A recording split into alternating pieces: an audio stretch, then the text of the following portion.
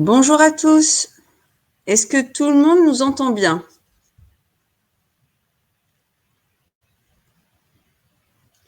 Je vois que Nicolas et Antoine sont en train de taper. Oui, oui, c'est tout bon. Bonjour super.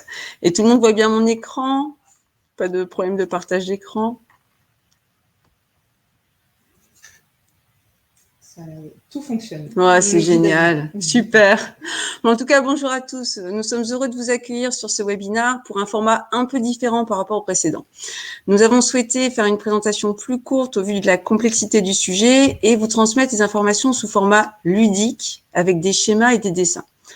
On n'est pas des pros de la conception, mais vous retrouverez une belle base pédagogique pour vous initier à la holding. Sur ce webinaire, je suis accompagnée de Julie Delannoy, spécialisée dans l'accompagnement et la formation des dirigeants sur les montages juridiques et notamment sur la holding. Alors Julie, qu'est-ce que c'est qu'une holding? Alors, qu'est-ce qu'une holding? Donc, première question, et pas des moindres, c'est la première effectivement des questions auxquelles il faut répondre. La holding, c'est pas une forme juridique de société en tant que telle. Une holding, en fait, c'est un terme anglais pour dire société mère. C'est une société dont l'objectif, c'est de détenir les titres d'autres sociétés. C'est son but principal, ça peut être son seul objectif et son seul objet, comme on peut rajouter, en fonction des besoins du groupe, des services qui pourraient être proposés de la société mère à la société fille. Auquel cas, elle va évoluer un petit peu. On pourrait proposer effectivement une société mère qui facture des prestations de services à ses filles. Donc là, vous voyez, c'est tout à fait clair. On va avoir une première société, la société mère qui détient 3 filles. Et puis, on a un organigramme tout simple. Voilà. J'espère que ça vous parle. Voilà, donc par exemple, dans la holding, on mettrait l'assistante administrative qui travaillerait dans la holding, mais qui serait refacturée aussi à ses sociétés filles, ou alors on mettrait le marketing, le site internet dans la holding qui serait aussi refacturé aux sociétés filles. Alors après, Julie et Marie rachètent une société qui existe déjà. Alors, Julie et Marie, on a Julie en blonde, en châtain à gauche, avec un beau t-shirt, et Marie en blonde à droite, un peu moins blonde maintenant, mais un beau t-shirt aussi. Et donc, en fait, Julie et Marie ont décidé de racheter les titres de la société La Vie est Belle. Oui, donc en fait, la question, c'est comment est-ce qu'elles vont faire? Donc, on est bien sur un achat de titres, c'est-à-dire qu'elles rachètent l'ensemble de la société. Elles ne rachètent pas un fonds de commerce, elles ne rachètent pas une partie de la société, un actif de la société La Vie est Belle. Elles rachètent la société, les parts, et elles vont être toutes les deux actionnaires à 100% de la société La Vie est Belle. Donc, effectivement, comment font-elles, Marie? Voilà. Donc, en fait, Julie et Marie ont décidé, pour racheter la société La Vie est Belle, de créer une holding. Une holding qui s'appelle JM, donc j'aime, petit moyen mémotechting, J pour Julie, M pour Marie. Donc, effectivement, l'idée, c'est qu'on va créer une société holding ensemble. On va d'abord créer une société holding et cette société holding va racheter les titres de la société La Vie est Belle. Premier objectif déjà, c'est que on ne va pas s'endetter personnellement, on ne va pas prendre le risque d'acheter personnellement les titres d'une société La Vie est Belle, parce qu'on va quand même créer d'un point de vue juridique une barrière entre le patrimoine professionnel et le patrimoine personnel. Donc, comment on procède? Vous voyez, en fait, d'abord, on crée une société holding et classiquement, quand on crée une société, on apporte de l'argent perso. En général, on apporte de l'argent perso au capital de la société pour qu'elle ait un petit peu de fonds. Et puis, on va demander aussi à la banque de nous prêter de l'argent. Alors, pas nous personnellement, mais de prêter l'argent à la holding GEM. Donc, c'est-à-dire qu'on va avoir d'un côté l'argent qu'on va avoir apporté et de l'autre côté l'argent que va nous prêter la banque pour racheter les titres de la société La Vie est Belle. Voilà. Alors, on a fait en rouge les flux de trésorerie et en vert les liens de détention. Les flèches vertes, c'est les liens de détention. Les flèches rouges, c'est les flux de trésorerie, les flux d'argent, en fait, dans la structure. Donc, en fait, après, on fait remonter des bénéfices, des dividendes dans la holding. Exactement. Et en fait, l'idée, c'est que ces dividendes, donc ces remontées de bénéfices, finalement, les dividendes, ça va être une décision des actionnaires de remonter les excédents de bénéfices directement au sein de la holding. On va profiter de ces remontées pour rembourser le prêt. Donc, en fait, on va avoir finalement une opération où la holding GEM rachète les titres de la société La Vie est Belle et la société La Vie est Belle remonte les dividendes, donc les bénéfices, ces bénéfices excédentaires, hein, elle va en garder un petit peu, mais elle va remonter une partie de ses bénéfices à la holding pour lui permettre de rembourser son prêt. Voilà, et on appelle ça, donc c'est un mot anglais, il y a beaucoup de mots anglais finalement dans ce bien, ça s'appelle un LBO, Leverage Buyout. Donc c'est le LBO finalement, c'est le schéma que vous visualisez là actuellement, qu'on est en train de vous montrer. Alors après aussi, quel est l'intérêt de créer une holding pour racheter la société et comment on rembourse le prêt? Alors en fait, effectivement, donc on se disait tout à l'heure, effectivement, quand on rachète des parts de société, il faut bien se dire que finalement, le remboursement du prêt, il va s'opérer par les bénéfices que sont capables de générer la société qu'on a rachetée.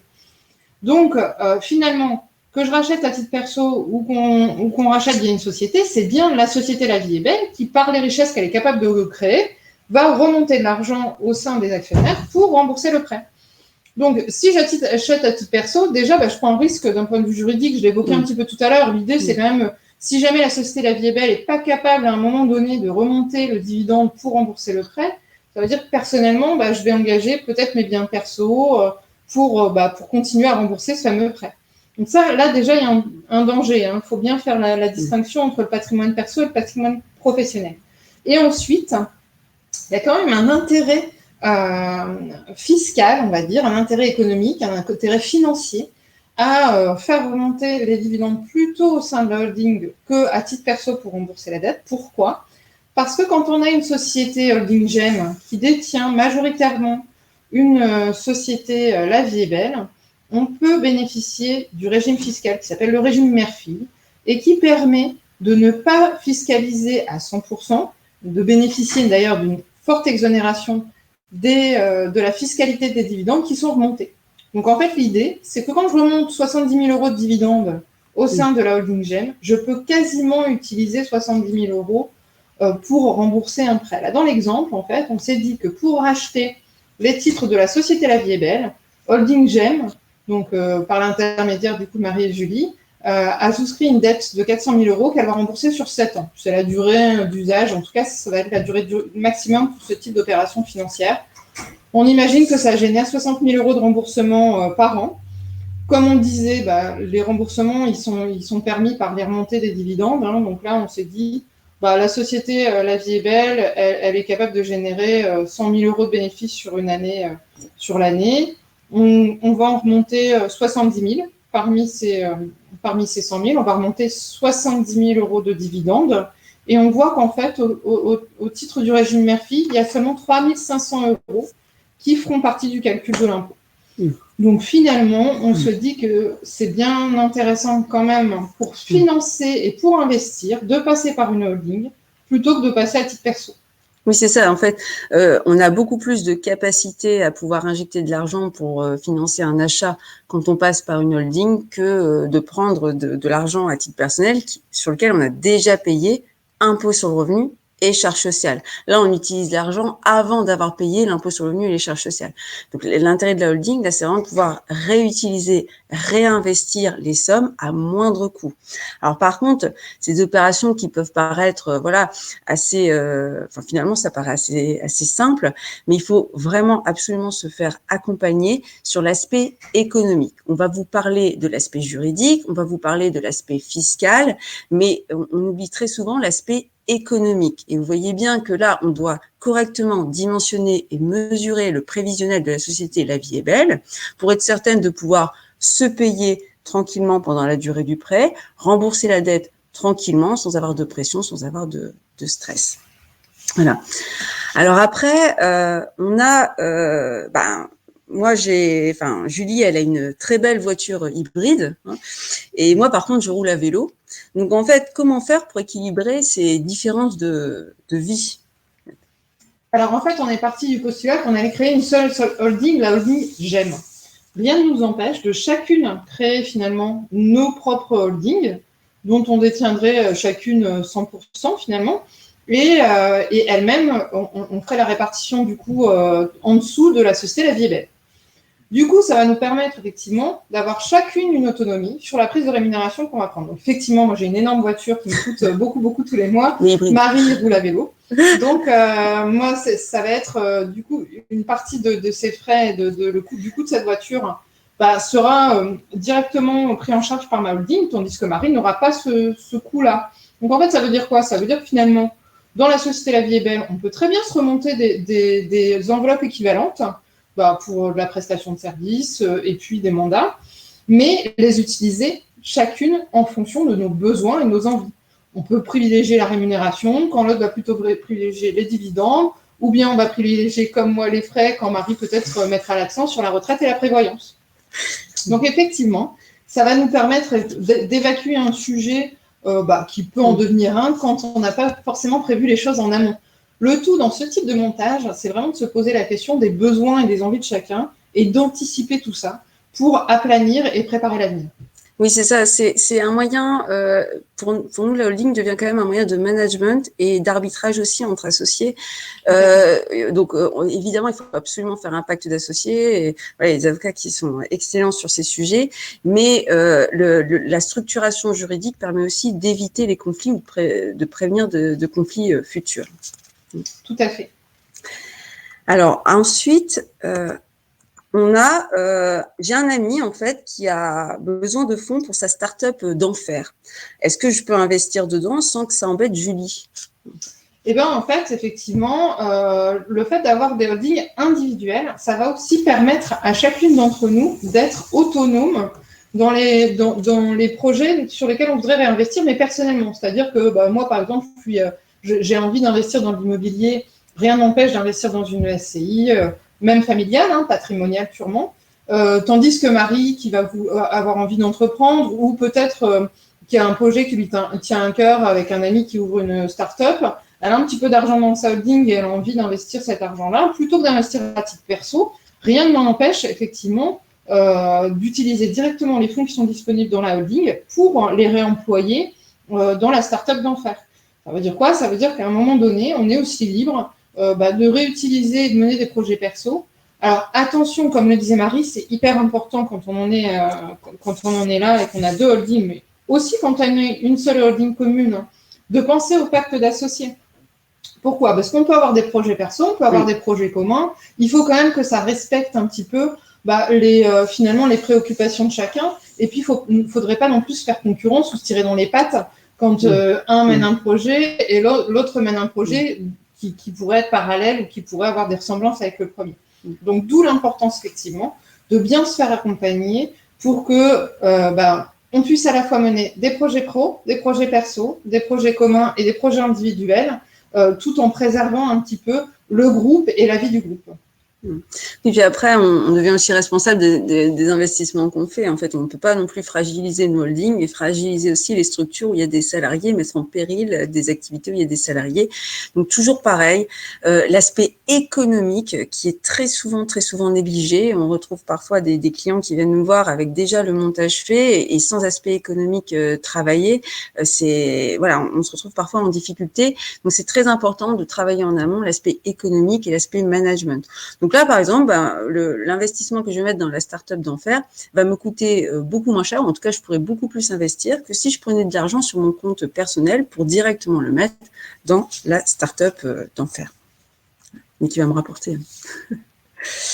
Alors, si on a chacune notre holding et on veut ouvrir une deuxième boutique, est-ce que c'est gênant?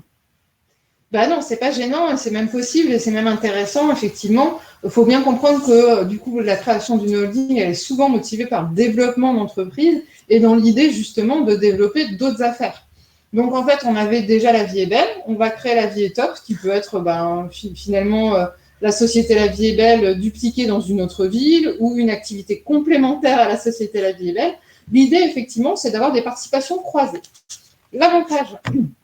quand on a des holdings individuels, c'est que finalement, si on avait une seule holding, on prendrait directement 100%. On ne pourrait pas redéfinir finalement l'engagement de l'une ou de l'autre dans un projet. Peut-être que dans la SCI, moi je vais être associée à 60% quand Marie sera associée à 40%, parce qu'elle n'a pas forcément envie d'investir tout le cash disponible dans la holding dont elle dispose dans la holding sur de l'immobilier. À l'inverse, elle sera très impliquée dans le développement d'autres filiales et on aura du coup la possibilité d'avoir à la fois des participations croisées, mais pas forcément toujours égales entre elles. Et donc là, c'est effectivement un avantage aussi. On mène des projets en parallèle, communs, mais pas forcément toujours à un pied d'égalité. C'est ça, et puis ça permet aussi que tout le monde soit intéressé dans toutes les structures, de faire des liens de participation dans toutes les structures. Ça permet d'avoir un intérêt dans chacune d'elles. Oui, donc de garder aussi une cohérence, parce que c'est vrai que il y a des fois où on pourrait imaginer que l'une ou l'autre soit impliquée finalement dans une affaire, mais sans lien de participation.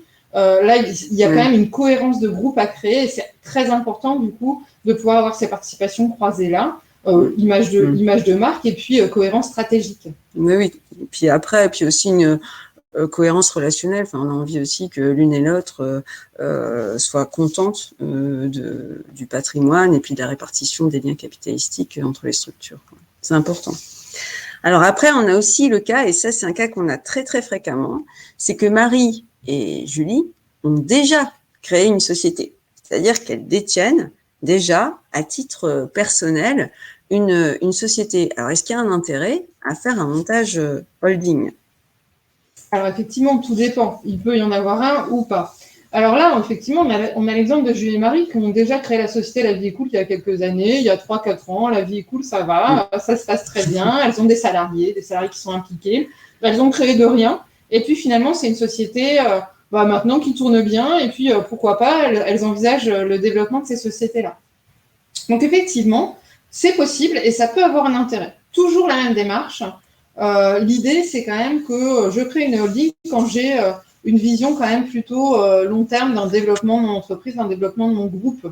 J'ai quand même l'idée de développer ou de transmettre. Enfin voilà, j'ai quand même anticipé des développements et des modifications dans la stratégie ou dans la répartition du capital.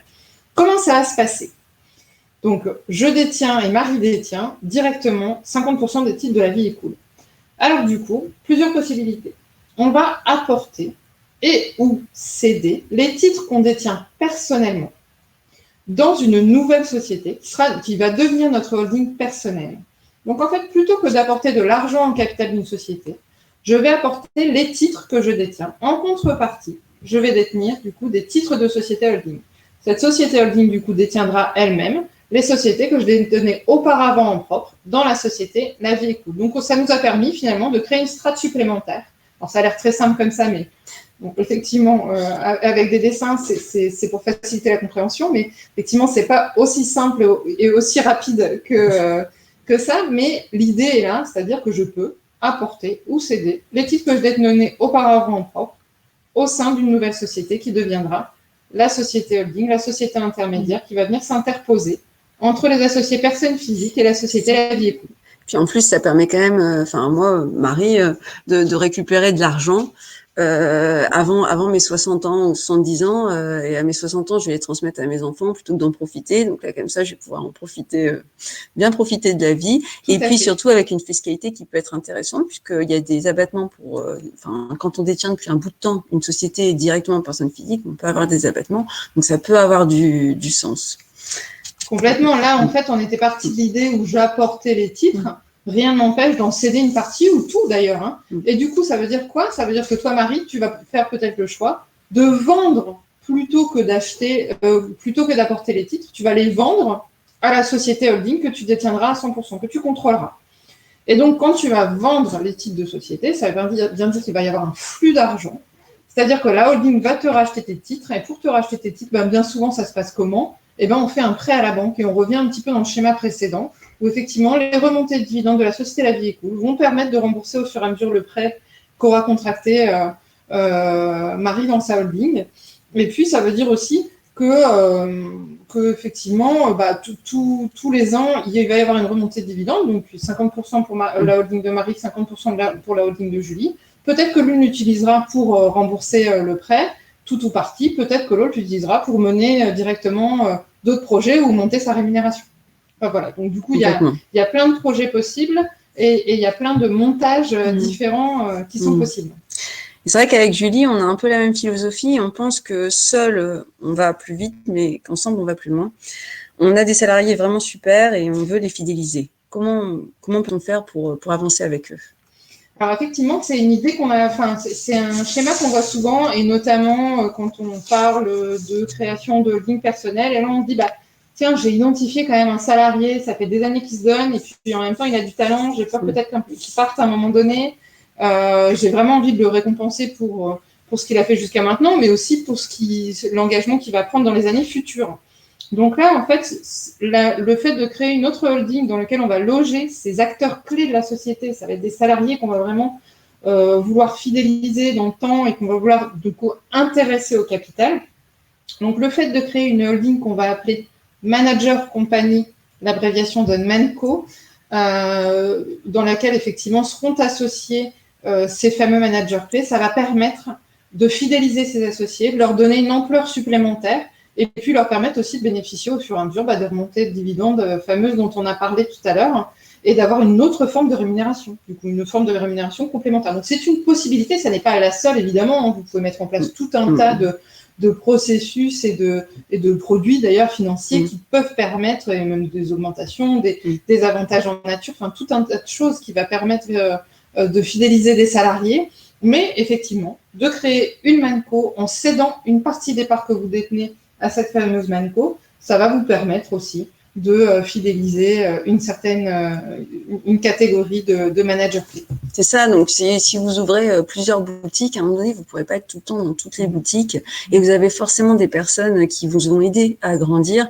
En fait, s'ils ne sont pas intéressés au capital, tôt ou tard, ils partiront. Si ce sont des bons, ils partiront. Donc voilà, donc l'intérêt aussi, et puis ça a du sens, ça a énormément de sens aussi de pouvoir qui vous accompagnent dans le projet et qui vous aident aussi à grandir. C'est vertueux. Que se passe-t-il en cas de cession de titres de la filiale? Alors, en dessin, c'est plus facile aussi. Effectivement, les dessins, c'est plus simple. Donc là, on parle bien d'une des deux holdings ou les deux holdings qui vont céder les titres qu'elles détenaient. On ne parle pas de Marie et Julie, on parle bien des titres détenus via les sociétés holding. Donc déjà, il faut savoir qu'il y a aussi des avantages fiscaux quand on a une société holding qui détient des titres. Donc, Marie en a parlé tout à l'heure, il y a aussi des abattements qui vont permettre aux personnes physiques qui détiennent des titres de profiter d'une fiscalité avantageuse. Mais il faut savoir aussi qu'une holding qui vend des titres qu'elle détient depuis plus de 2 ans aura une exonération de la plus-value qu'elle va réaliser sur la vente de ces titres très intéressante, puisque c'est de l'ordre de plusieurs dizaines de pourcents. Hein. On atteint 88% actuellement. Enfin voilà. Donc on ne va pas s'engager forcément sur des chiffres, mais c'est quand même très intéressant. Et l'idée, effectivement, c'est de se dire, bon, voilà, on est toujours dans la même logique finalement. La holding, elle va être assez faiblement fiscalisée sur les ventes de titres, les cessions de titres, si tant est qu'elle les conserve un certain nombre d'années. L'idée étant que ce ne soit pas Julie ou Marie qui les détiennent, qui les sortent à leur propre compte, mais qu'il y ait bien un réinvestissement. Donc en fait, l'idée, ça va être d'investir et de réinvestir dans une holding. Ça ne va pas forcément être de sortir l'argent immédiatement ou à titre personnel. Ouais, voilà. Donc moi, j'avais des parts dans la société La Vie est Belle, et puis en fait, voilà, j'ai plus envie. Et puis Julie, elle avait le souhait aussi voilà, elle est beaucoup plus intéressée dans La Vie est Belle et moi non. Donc voilà, donc je sors de La Vie est Belle, je revends mes parts, j'ai de l'argent qui arrive dans la holding de cette vente, et je la remets dans la chocolaterie Je Kiffe parce que je kiffe le chocolat. Donc je la réinjecte dans la chocolaterie Je Kiffe, et avec une imposition extrêmement faible puisque je réinvestis. Donc, en fait, c'est toujours l'objectif des structures qui sont à l'impôt sur les sociétés et des holdings. L'objectif, c'est de pouvoir réinvestir, se développer à moindre coût. Réinvestir dans l'immobilier, réinvestir dans les startups, réinvestir dans d'autres sociétés, se diversifier, et toujours à moindre coût. Alors après, une petite checklist qui est quand même très importante. Alors, la petite checklist de ce qu'il faut savoir quand même avant, pendant et après qu'on ait entrepris ce genre de structuration juridique. Déjà, vous aurez bien compris, il faut anticiper ces opérations. L'idée, c'est quand même de remettre les choses et les ambitions du groupe qu'on veut créer, se poser des priorités et du coup, bien anticiper les opérations. Ce n'est pas une opération qu'on va faire 15 fois dans la vie d'une entreprise. Donc, l'idée, c'est quand même de bien préparer les choses pour les projets futurs. Voilà, donc après, restez bien prudent dans les financements à effet de levier. C'est-à-dire qu'en fait, quand on rachète une société finalement à soi-même, on le fait pas dans des périodes à tendance baissière. Donc on le fait quand ça va bien et on essaye de s'assurer qu'on va sécuriser votre patrimoine personnel et puis la vie que vous avez au quotidien. Hein. Donc le tout, c'est de pouvoir continuer à profiter de la vie correctement. Donc voilà, donc on va endetter la holding, mais de manière très mesurée. C'est pour ça que parfois il peut y avoir un arbitrage entre apport et levée de fonds en fait, et sonner vers les banques. Donc après, il faut rester extrêmement prudent. Donc c'est pour ça que l'approche économique est juste déterminante et fondamentale avant même l'approche juridique et fiscale. Donc après, donc c'est pour ça que je disais bien se faire accompagner, conseil expert comptable, avocat, notaire si besoin, transmission. Mais je veux dire, faire un LBO, un OBO comme on a vu, donc le montage avec une holding comme on l'a vu, sans un prévisionnel, c'est qu'on aime bien jouer au poker, je crois. Voilà, sans un prévisionnel, il y a plein en fait, d'aspects. Hein. Il y a l'aspect juridique, il y a l'aspect fiscal, il y a l'aspect économique. Et du coup, bon, voilà, on ne peut pas être forcément au clair partout, donc il faut absolument se faire accompagner sur chacun de ces aspects-là. Donc l'intérêt fiscal, il faudra le mesurer, hein, en fait, et c'est avec vos conseils privilégiés, donc conseils experts comptables, avocats, que vous allez pouvoir mesurer un petit peu tout ça. Et puis après, j'ai envie de dire, c'est parti. Le pacte d'associés, les conventions, tout ça, ce sont des éléments que vous allez voir avec votre avocat.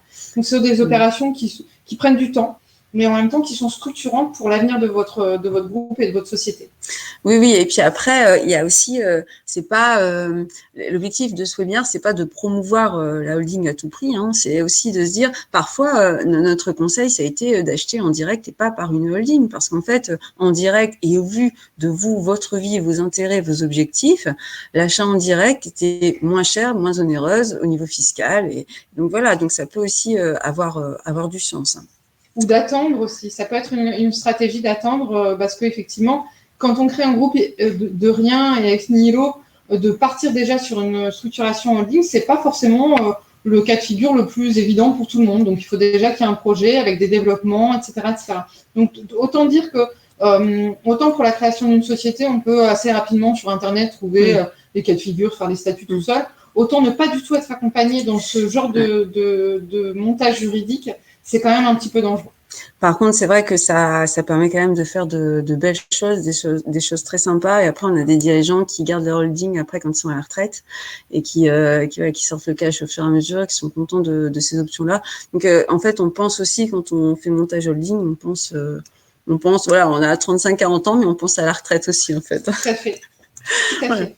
Donc, en tout cas, bon, on vous remercie beaucoup pour d'avoir participé à ce webinaire, toujours aussi nombreux. Donc, on a, Julie nous accompagnait sur ce webinaire. Elle a énormément de recul sur les OBO et les LBO, puisqu'en fait, elle en a fait pas mal l'année passée. Donc, en fait, je pense que vous avez eu pas mal de questions. On va se permettre d'y répondre en message privé, puisque ce sont généralement c'est du cas par cas. Donc, on se permettra de vous répondre directement en message privé à l'ensemble de vos questions. Et puis voilà. Puis on espère que ça vous a plu, que Julie et Marie vous remercient d'avoir participé à ce webinaire. On vous souhaite un bon appétit si vous n'avez pas encore mangé, de belles terrasses, pas trop de coups de soleil, et puis à très bientôt. Merci à tous. À très bientôt. Au revoir. Merci de bien vouloir nous faire vos questions directement sur. Je vois qu'il y a des questions, mais n'hésitez pas à nous les faire directement sur nos mails personnels, puisque